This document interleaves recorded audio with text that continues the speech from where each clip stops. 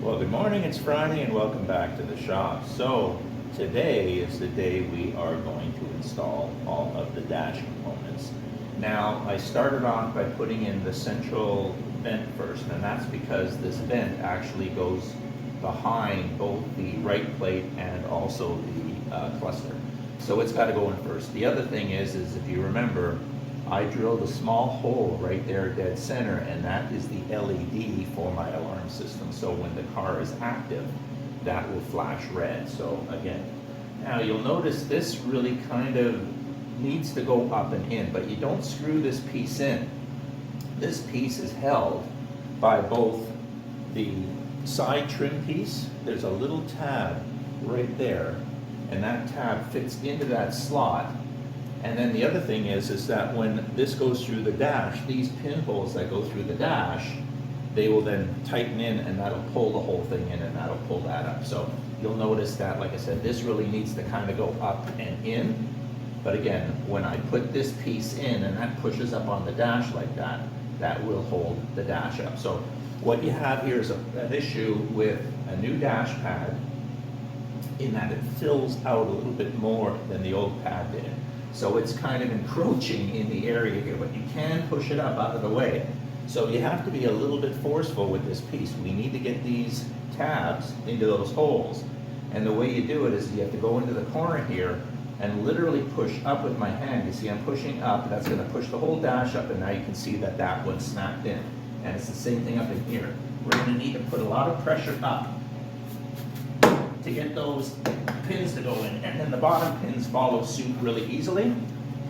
And now that that's all in place, we can then go behind now and put in all of the bolts or nuts that came with that. So these are nothing more than half cut metal, so what'll happen is they'll twist onto those pins. I'm gonna go get a socket, make it easier for myself so I can drive them in with a socket. But that's why I've left the cover off of the glove box. I've installed the glove box, but I didn't put the cover in yet because now I can get my hands up in here and I can get those screws in. So let me go get my socket and let's get these things screwed in. That'll hold this down, and then we can finish putting this side together because that side needs to come together, and then we'll work on the instrument cluster.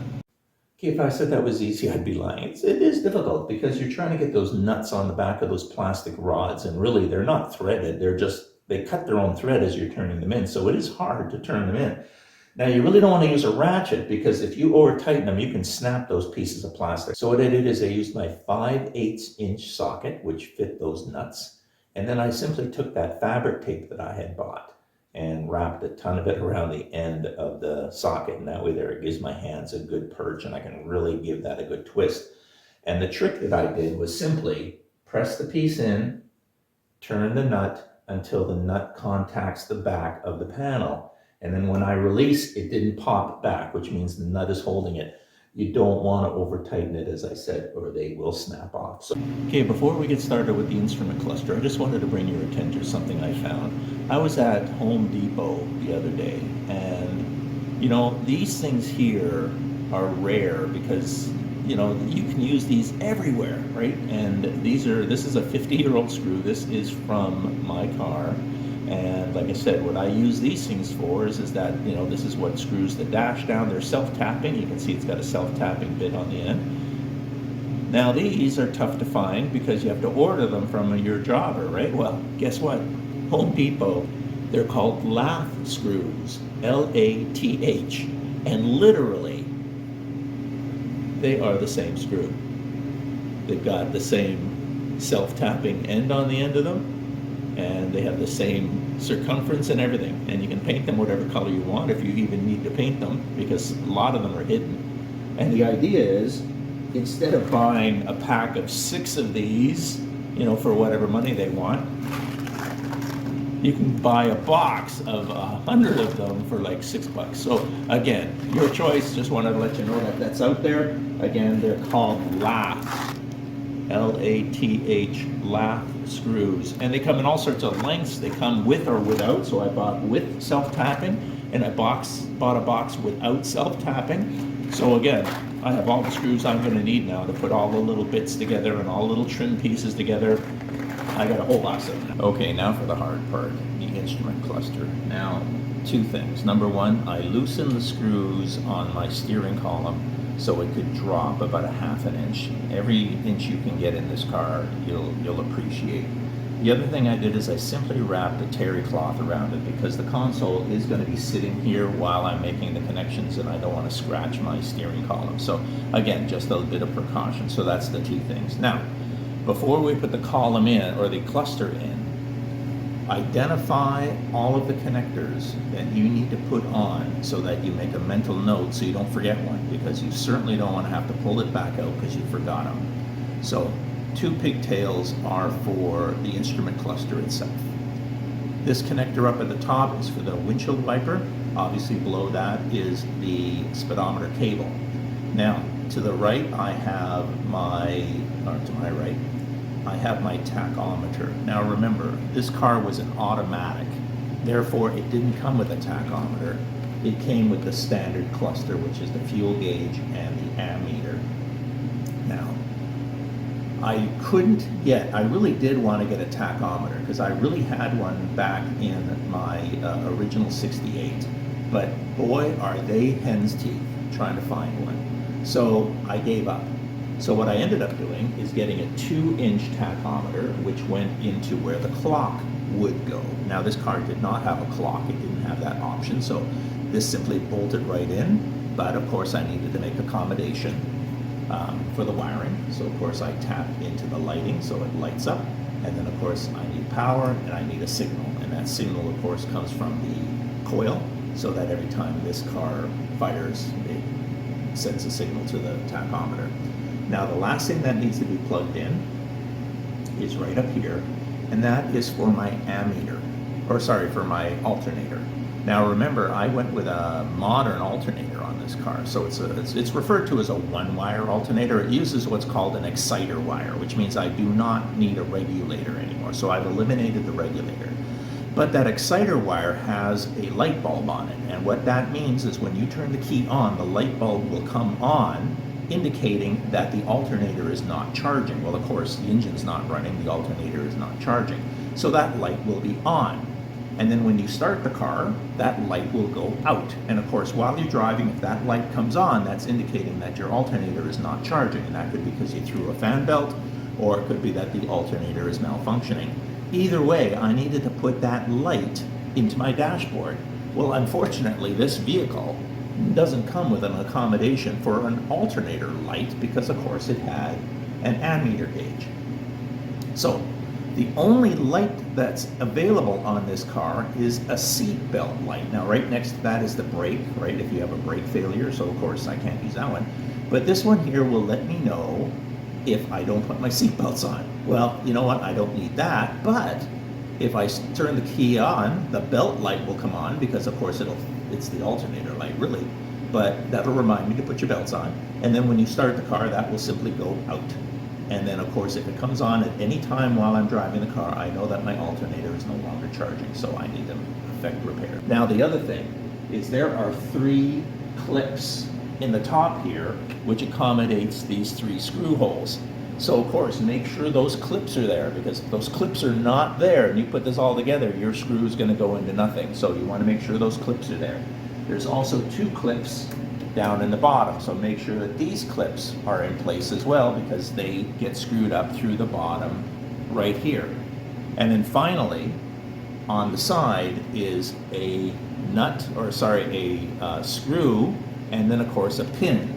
That pin, just like this side, is going to grab this top part and pull it up, and that screw goes through this hole here, and then of course we put a nut on the end which will then take it and jam that in, so that'll permanently install my center vent. So I'm going to place this up, and I guess we're going to start with the easiest stuff first. Let's get the tach connected, let's get the light bulb installed, let's get the speedometer cable connected, we'll get the wiper connected, and then probably the hardest one is going to be getting at these connectors back here. Might even have to do that from underneath in order to hand them onto the cluster, but let's do this.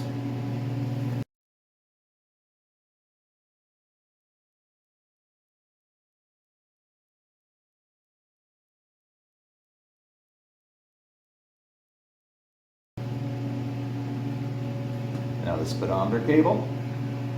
So that was the tachometer. Here's the speedometer cable going in.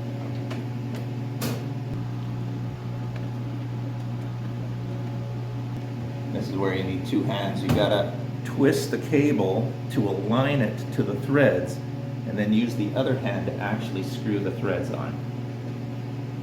Because if you don't align it, it's not going to go on in the first place. That was just the speedometer cable.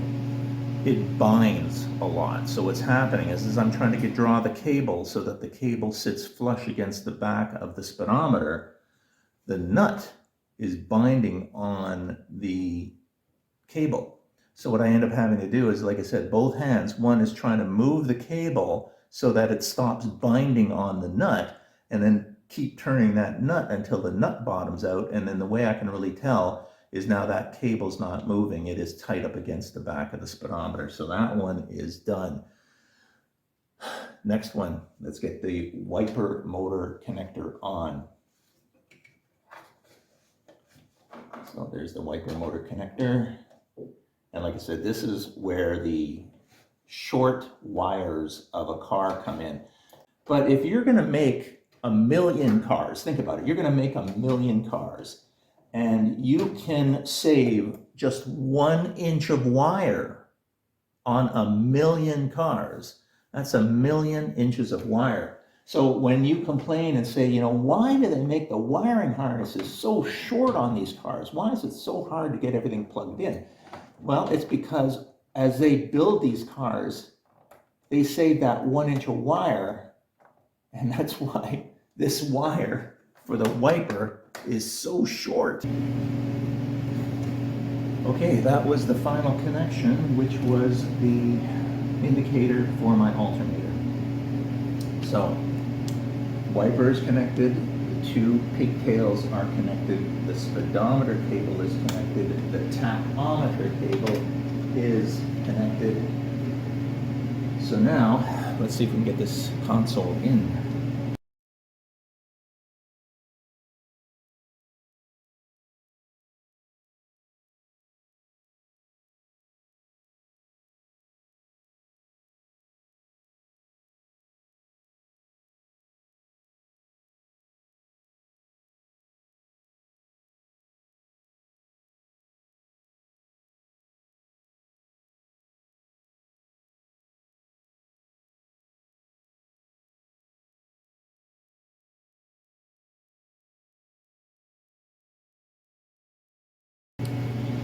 As I just said, that is something you do not want to do twice. It is very tight, very difficult to get the wires connected on, and I really needed to canter it in. I guess I didn't have it down enough, so once I twisted it a bit, it did drop into place. So now, hopefully the screws align with the clips.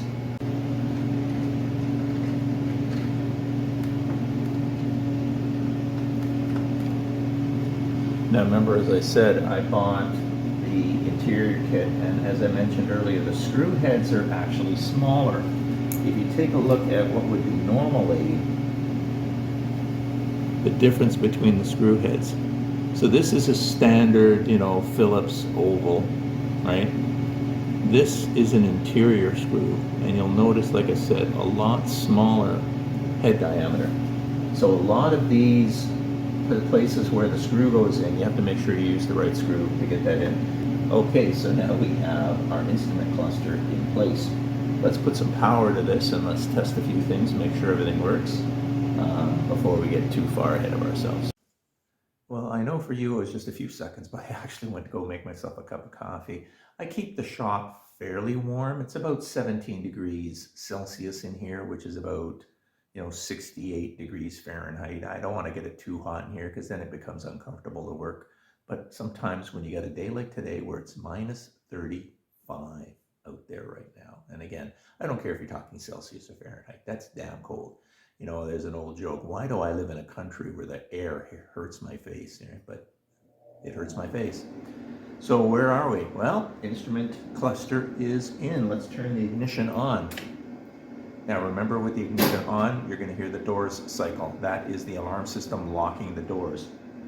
You might not be able to see, but the fog lights came on. Remember, the fog lights are part of the daytime running lights of this car. So with the key in the on position or the car running, you will get the fog lights on and they will stay on. So instruments in, let's pull the headlights on. As soon as I give it one click, you can see that the interior lights, the instrument panel lights have all come on. So that's working. I can turn the wiper on. And maybe you can hear that over my furnace, but there's the motor running. And of course you can hear it cycle, so they park themselves, right? I also have foot control. Remember, the foot control allows me to run them as well. You can hear that they parked as well. Now, the thing I changed, if you look at my previous video, is I took the manual pump out, and this is actually hooked up so that when you press that foot pedal, it engages the electric washer pump. But I put that switch a little further down, which means you can use the foot pedal as almost intermittent wipers. You can simply press the foot pedal, let go, they'll cycle once, park themselves, and done. And that's for if it's just kind of misting. And then if you want to engage the actual water pump and get water onto the windshield, you simply press a little further, and that will then engage the electric pump. So those are the two things I've changed as well as far as the car. So our instrumentation is in. Everything seems to be working the way we want. I've tested all the signals and everything. So where are we? Well, I was thinking, do I put the steering wheel in? Yeah, I really want to know. It's just going to get in the way. I got so many things I want to get done under the dash. I got to put the carpeting in, and then I can mount my foot pedal, right? So I can mount my foot pedal. I can put my dimmer switch in. I can get the carpeting in. Once the carpeting is in, I can even mount my e-brake, because that whole housing bolts into the firewall, and I think the carpet's there. So again, I couldn't put that in. So I got to get the carpeting in so that I can start putting some of these things in. So let's do that next. Let's get the front carpet in. Well, welcome back. So as you know, we have the instrument cluster all in. So what do I want to do now is I want to get the carpeting in. And the reason is twofold. There's a lot of stuff that can't go in until the carpeting is in, right? Because it bolts on top of the carpet, so I got to get that done. The other thing is I want this carpet out and let it sit for a couple of days just to kind of relax. I mean, it's been in a box for who knows how long, and it's actually quite wrinkled. In fact, I'm thinking of getting my heat gun and applying some heat to some of the corners that are really bad and trying to get it to open up or relax. So I would like to put the carpeting in for that. Now, when you're putting your carpeting in, you can actually feel there's a transition in the carpet where they molded it, where you can feel the transition from the floor to the firewall. So of course, make sure the carpet is forward so that you can feel that transition right in where it's supposed to be, right where it transitions from the floor up. In order to do that, the carpet actually has to go really deep up there. So what you do is just roll the carpet down at the top. That gets it up. And then I'll go back in there with a blade and I'll trim around the steering column and everything. So I'll take care of that. But the other thing I'd like to point out is the shifter. Now with an automatic, you don't have to worry about it too much because that shifter cable can go in afterwards. But with a standard, it pops up, there's nothing you can do. In my case, what I did is I cut a small hole. And the reason is if I have to move this carpet an inch to the left, an inch to the right, I can do that by just taking that small inch out. And once we have it where we want, then I cut out the large hole, which is going to be covered by the boot anyways. But basically, if I would have cut that big hole out and then had to move the carpet an inch or two, then I would have really been in trouble. So in this case here, make this hole as small as possible. Now the other thing, this is called Ford Blue, right? There are two blues for the interior. There's blue, and then there's Ford Blue. So the Ford Blue is the lighter blue carpeting. Now I personally like the lighter blue carpeting. I know it gets dirty quicker, yada yada, but basically when you take a look at it, I like the way it looks in the car. It really does play off of this beautiful light blue metallic. It plays off the dark blue, which of course is part of the dash, which is also, you can see even the protector is dark blue. So again, it plays off the colors. If I would have went with the dark blue comes with a dark blue pad. It comes in, and I thought it would just darken the car up a little bit too much. Like I said, I like this play.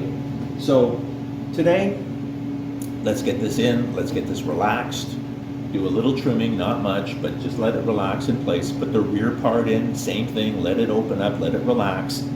And then I'm gonna attack the glass tomorrow. And the reason is I went out and I was able to purchase that, it's called strip caulking or strip caulk.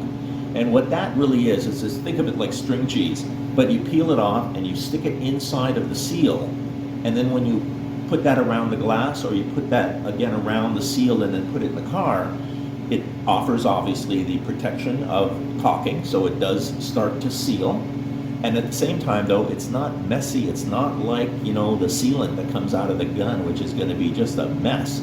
I don't want that mess anywhere near this car. So what we're gonna do is we're gonna use the strip caulking, get the windshield in. Once the windshield is in, then yes, I am gonna come back with the caulking gun, and we will put a bead of caulk all the way around the glass like you're supposed to. But now I can tape that off, I can clean that up. It's all gonna be on that side, not this side. So I've got the caulking, the strip caulking. I'll be able to start the glass tomorrow. Now we all know I'm gonna put the original glass that was in this car, that auto light glass, and that's gonna be something that is, you know, I did an inspection 18 months ago and it's been sitting back there for 18 months. I'm gonna pull that glass out and clean it and give it a good scrubbing, and I hope I don't find anything that I originally overlooked, because I certainly don't want to order new glass for this car. But let's see what we got. But until then, hope you enjoyed the video. I hope it helped people who are on the same journey I'm on, and hopefully I can help in that regard. And if I did, please hit that like button. And I guess tomorrow, let's film putting the glass in this car, and let's see what we can get in trouble that way. So until then, that's it for me. I'll see you tomorrow.